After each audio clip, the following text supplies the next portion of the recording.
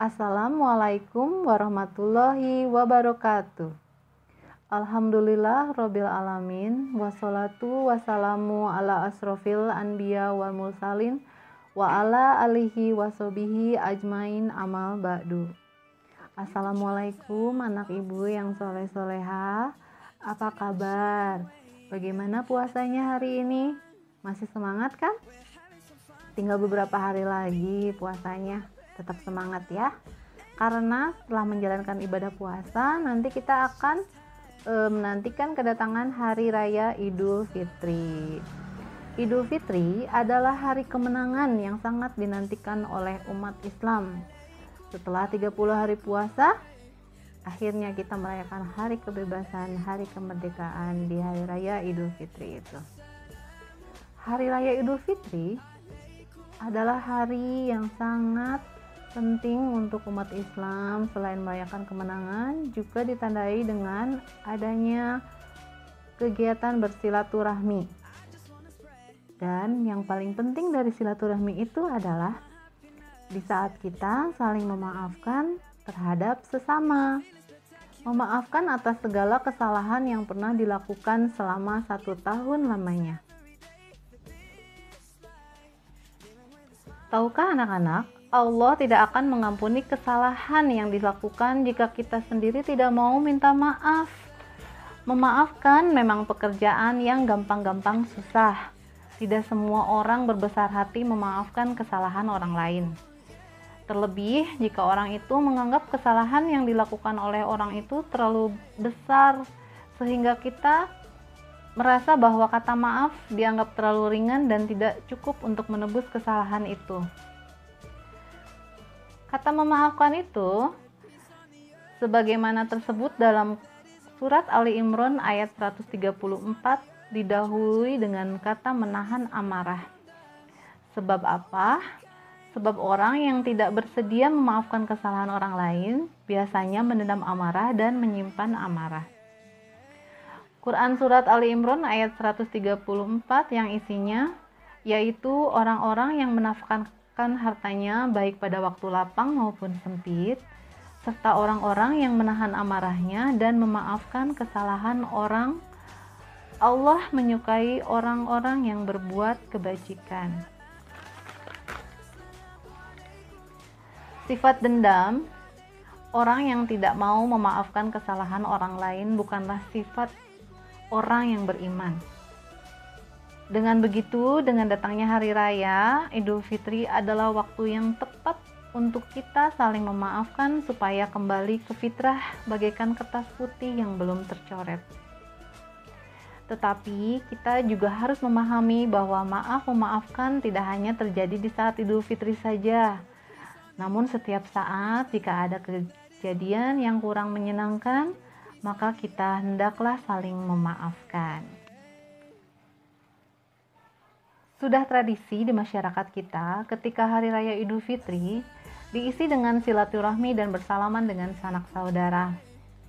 Setelah sholat Id, biasanya kita bersama keluarga akan langsung berkeliling sambil minta maaf. Masya Allah, indah sekali bukan?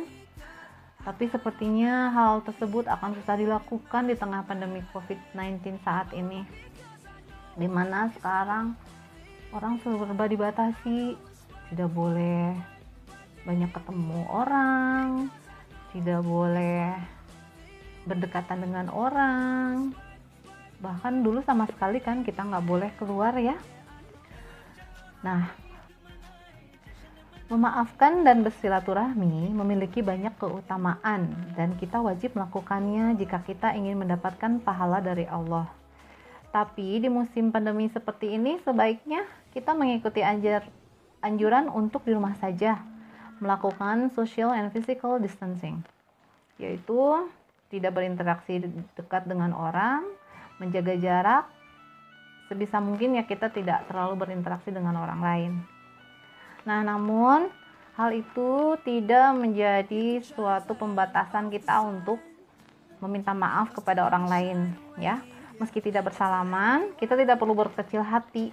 Ada berbagai cara yang bisa menggantikan ritual bermaafan walaupun tanpa bersalaman. Karena sebenarnya inti dari semua itu adalah kita harus memaafkan. Semua itu dimulai dengan niat. Bagaimana niat kita untuk memaafkan, bagaimana niat kita untuk bermaafan dengan orang lain, ya. Jadi tidak harus selalu dengan bertemu bersalaman, ya itu lebih baik. Tetapi karena situasi seperti ini, nah kita bisa melakukan cara-cara yang lain yang intinya kita meminta maaf kepada orang lain, kita saling bermaafan dengan orang lain, ya. Salah satu caranya yaitu melakukan permintaan maaf lewat kartu lebaran.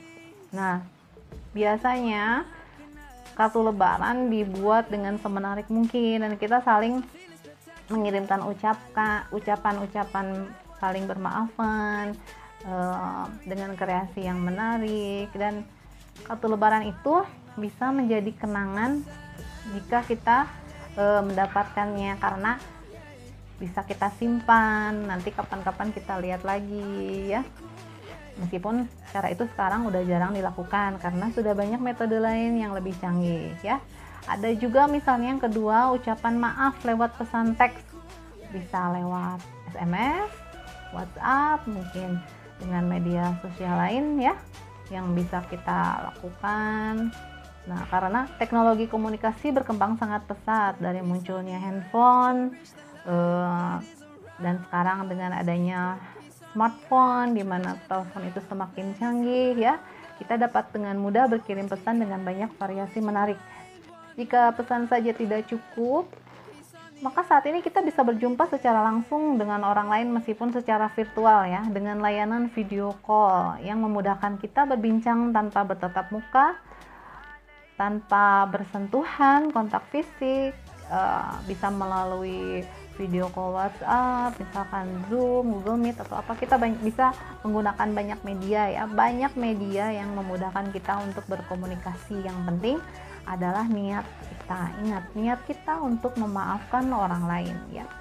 Subhanallah, Allah itu benar-benar memberikan ilmu pengetahuan kepada manusia agar bisa menjadi manfaat untuk seluruh umat manusia. Nah, yang ketiga, bisa juga saling memaafkan melalui sosial media, ya. Selain teknologi komunikasi seperti tadi, internet juga memiliki peran yang sangat penting pada masa modern saat ini. Kecepatan penyebaran informasi dapat dilakukan dengan bantuan sosial media. Ibu yakin kalian semua udah pada punya kan sosial media, atau setidaknya mungkin bisa menggunakan media dari sosial media yang dimiliki oleh orang tua, di mana yang intinya kita menyampaikan pesan kita untuk saling memohon maaf, ya. Karena dengan ini bisa lebih cepat dan menjangkau lebih banyak orang. Jadi, tidak ada alasan untuk tidak bisa bermaafan di tengah pandemi COVID-19 ini. Idul Fitri dengan tradisi bermaaf-maafan dan silaturahmi tetap bisa dilaksanakan meski dengan menggunakan cara yang berbeda seperti tadi, ya. Bisa lewat kirim kartu, ucapan lewat pesan teks, ataupun melalui sosial media, video call. Yang penting adalah niat, ya. Niat tulus untuk bersilaturahmi dan saling memaafkan. Alhamdulillah, semoga kita bisa menjadi insan yang selalu ikhlas memaafkan kesalahan orang lain, berlapang dada memaafkan kesalahan orang lain, berbesar hati mengakui kesalahan kita sendiri. Demikian yang bisa disampaikan. Mohon maaf jika ada yang kurang berkenan. Wabillahi taufik wal hidayah. Wassalamualaikum warahmatullahi wabarakatuh.